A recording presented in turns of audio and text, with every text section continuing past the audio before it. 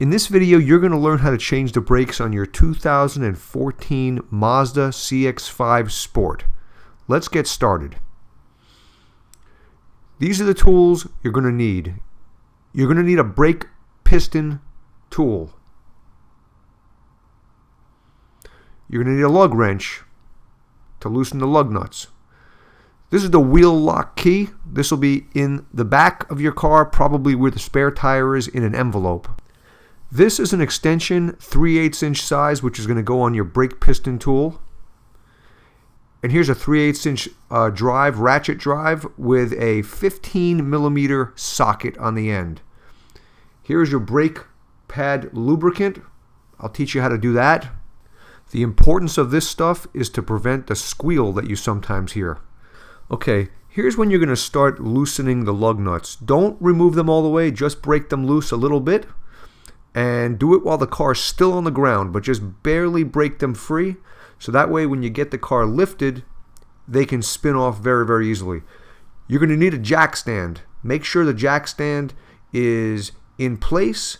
Jack the car up. There's a metal ridge under the car that you'll be able to put the jack stand on, and also the jack. That's where you're going to jack the car up from.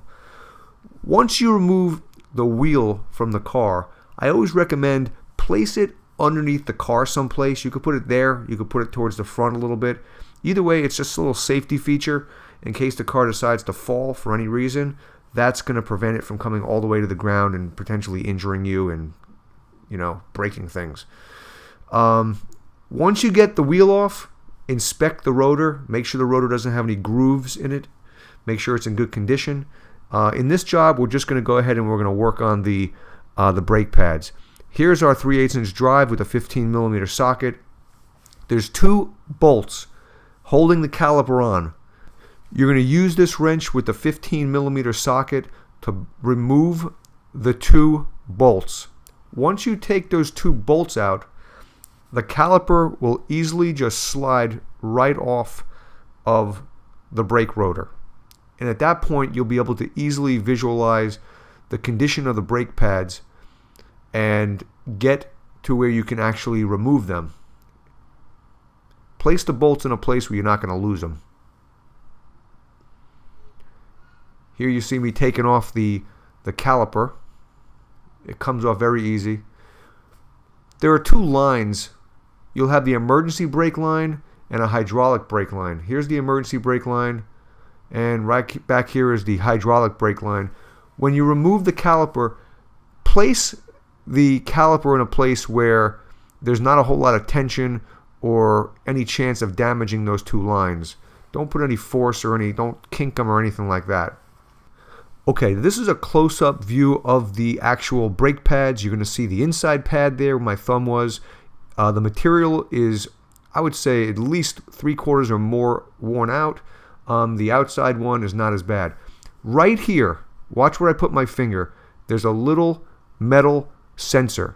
That little metal sensor has to go on top of that little metal prong that's sticking out that I'm flicking right there. So just take note, when you pull this thing off, don't do it like this. See that? Don't do it like that. Do it carefully so you'll know exactly how it goes back on, because that's the one thing that's going to slow you down. The back one as well. You're going to want to know how to put the pads back in, and the only thing that can prevent it from going in smoothly is the position of that little sensor right there. When you put the pad back in, you're going to compress it down just like that, and you're going to push that in first on top of that little metal tab and then slide the pad in. You'll have to wiggle it a little bit, but you'll get it. This is a Duralast gold brake pad I bought from AutoZone.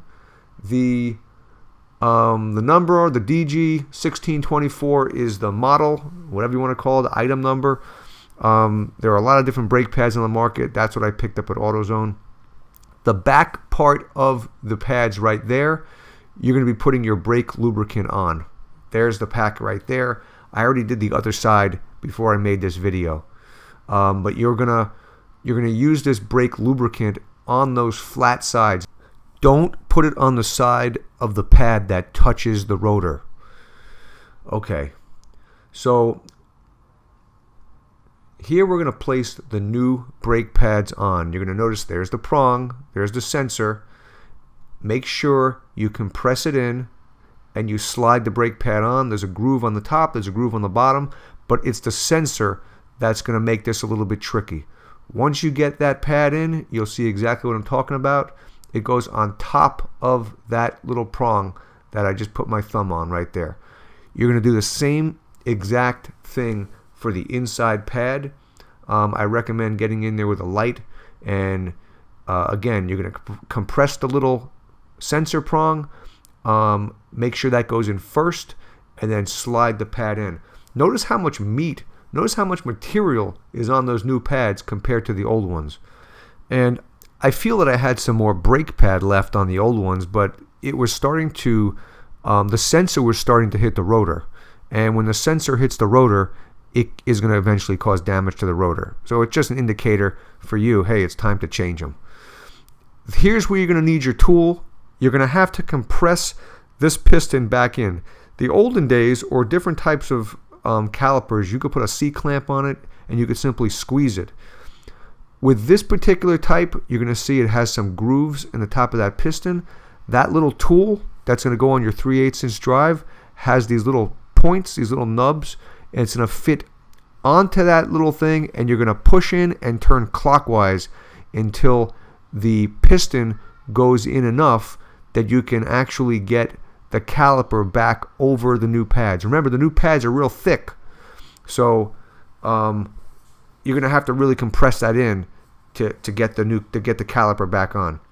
I decided to show you how to put the brake pad lubricant so you could see where I'm putting it. You're not going to put it on the brake pad side that touches the rotor. Remember that. You're putting it on the flat surface that touches the caliper. You can also put it on the little piston where we put that tool.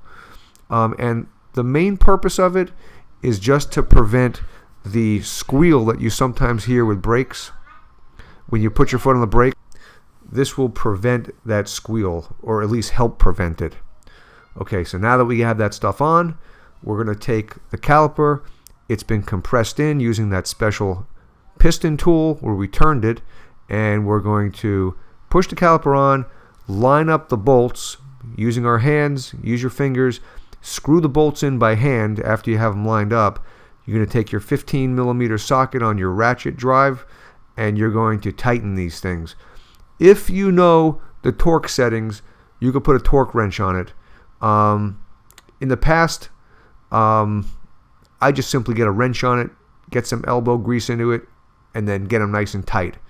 You definitely don't want them coming off while you're driving, and I've never had a situation like that, so just make them tight. Here we are putting the wheel back on. Once you line the wheel up, this is basic, but once you line the wheel up, put the lug nuts in by hand and tighten them a little bit while the car is still off the ground, while the jack is on. Don't try to lower this too low, because you'll never get the wheel on straight. So keep the wheel up, keep the car up, get your wheel on, tighten them a little bit, and then you're going to drop your jack, drop the car, and then you'll be able to snug the lug nuts up all the way. And don't forget, you're going to need your wheel lock key to tighten the one lug nut that has the lock on it.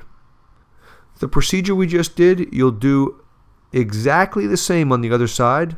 The front brakes are a little bit different. You're not going to use the brake piston tool for the fronts. You're going to use a C-clamp. It's just as easy, but you'll use a C-clamp instead. Anyway, I hope you enjoyed the video. Please comment. Please subscribe. Please give me a thumbs up. Drive safe. Have a great day.